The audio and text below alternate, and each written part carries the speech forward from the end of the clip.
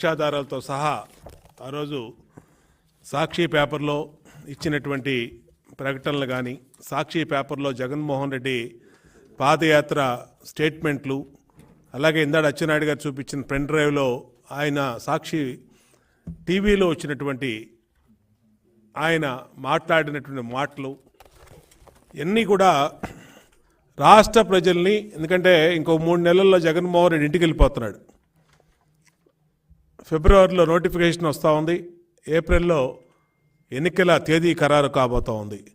ఇటువంటి సమయంలో ప్రజలందరూ ఒక్కసారి ఈ మోసకారి జగన్మోహన్ రెడ్డి చెప్పినటువంటి అబద్ధాల్ని నమ్మి ఒక్క ఛాన్స్ అని ఓట్లేసినటువంటి సందర్భాన్ని ఇవాళ గుర్తు చేస్తూ, ఇన్ని హామీలు భారతదేశంలో ఏ ముఖ్యమంత్రి, ఏ రాజకీయ పార్టీ ఎప్పుడు కూడా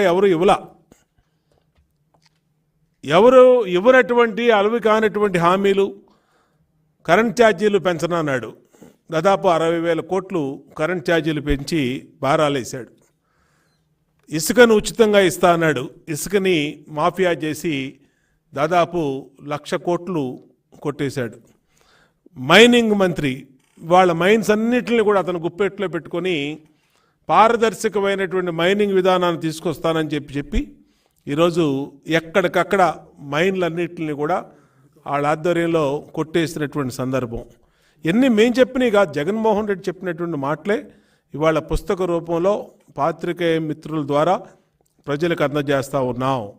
వాస్తవాలన్నింటినీ పాత్రికేయ మిత్రులందరూ కూడా దీన్ని ప్రజలకి చేరవేయాల్సినటువంటి బాధ్యత ఉంది.